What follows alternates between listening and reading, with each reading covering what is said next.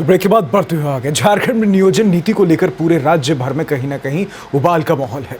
इधर मामले को लेकर 72 घंटे का आंदोलन का ऐलान कर दिया गया है, जिसका आगाज मुख्यमंत्री आवास के घेराव के साथ किया गया। दूसरे दिन बेरोजगार छात्र छात्राओं ने मशाल जुलूस निकालकर राज्य सरकार का विरोध किया। 19 अप्रैल को राज्यव्यापी बंद प्रस्तावित है। मामले को लेकर सूबे के स्वास्थ्य मंत्री बन्ना गुप्ता ने कहा कि राज्य के मुख्यमंत्री जो है वो युवा है, इसलिए युवाओं को चिंता करने की जरूरत नहीं है। लेकिन बीजेपी से पूछिए कि वो कुछ भाषाओं का विरोध क्यों कर रहे हैं। वहीं छात्र नेता बबलू महतो ने कहा कि हेमंत सोरेन रोजगार के नाम पर सत्ता पर आए, लेकिन आज युवाओं को पीटा जा रहा है।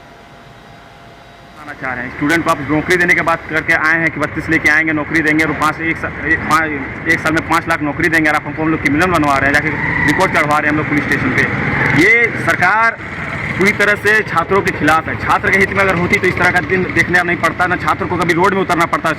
छात्र कॉलेज स्कूल में पढ़ने के लिए आते हैं, बल्कि अब देखिए मुख्यमंत्री के इस तरह हालत कर दिया है, स्टूडेंट को सड़क पे उतरना पड़ जा रहा है। रीज़न ये है कि आप नौकरी नहीं दे रहे हैं, और 60-40 जो हम लोग जो विरोध कर रहे हैं, मुख्य तरीका से ये बताना चाहेंगे कि 60-40 और 60% बोलते हैं झारखंड लोगों के लिए और 40% बाहरियों के लिए है। तो 60% में पहले कौन है झारखंड का, ये तो पहले चिन्हित कर लीजिए।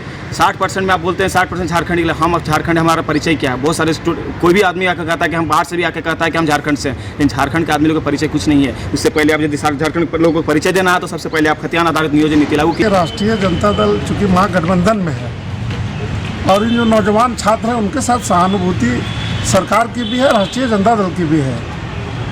और ज्ञात होगा कि जो युवाओं की जो बेरोजगारी की समस्या, जो नियोजन नीति की बात है, सभी युवाओं से संपर्क करके सरकार ने उनका मंतव्य लिया और उसी मंतव्य के आधार पर 60 और 40 के हिसाब से जो नियोजन नीति में बात चल रही है तो उनके पक्ष में है। युवाओं के प्रति सरकार गंभीर है, संवेदनशील है और युवाओं के हित में ही यह सरकार कदम लेगी, इसमें कहीं कोई किंतु परंतु नहीं है। युवाओं पर छात्रों पर कल लाठीचार्ज हुआ, उस पर आप क्या मन कहेंगे?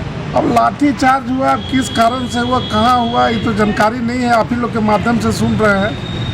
आंदोलन में तो थोड़ा बहुत चलता ही है, चाहे हम लोग भी आंदोलन के ही उपज है, बहुत मार खाया है, तो आंदोलन में थोड़ा बहुत लाठीचार्ज हंगामा तो चलते रहता है। इसमें कोई बहुत ऐसा है ना कि छात्र जो है, हमारा दिल तो बहुत मजबूत है और हम भी युवा हैं, हमको बूढ़ा मत जानिए। और युवाओं की सरकार भी है, हेमंत बाबू इसलिए लाठियाँ चलवा रहे हैं। अरे लाठी देखिए, लाठी और डंडा चला बड़ा हाय तौबा करते थे जब विपक्ष में थे। बन्ना गुप्ता तभी ना नेता बना है जी, मार खा के ना नेता बने हैं। आप छात्रों को भी नेता बनवाना चाह रहे हैं। अब आपके सवाल का जवाब दूसरे तरीके से दे रहे हैं तो आप नेता। अरे बातों तो सुनिए ना, भाजपा को पूछिए कि वो हिंदी का क्यों विरोध कर रही है, संस्कृत का क्यों विरोध कर रही है।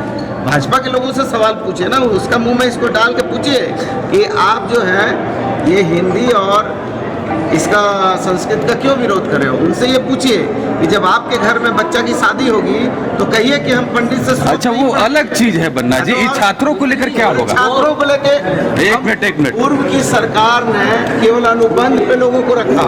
हम इस सरकार ने नियोजन देने का काम। अरे तो क्रिमिनल बना